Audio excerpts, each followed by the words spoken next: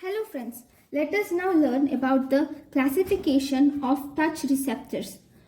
This is very important where touch receptors are classified into one type which is slow adapting cells, and we also have which is type 1, and we have rapidly adapting touch receptors.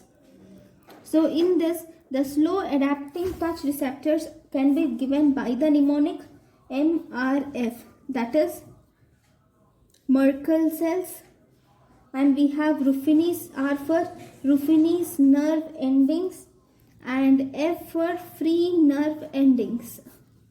F for free nerve endings.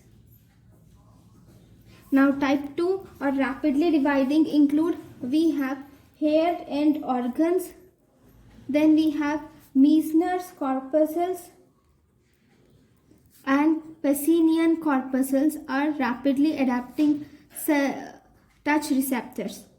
So this list is very important. Thank you guys for watching. Thank you.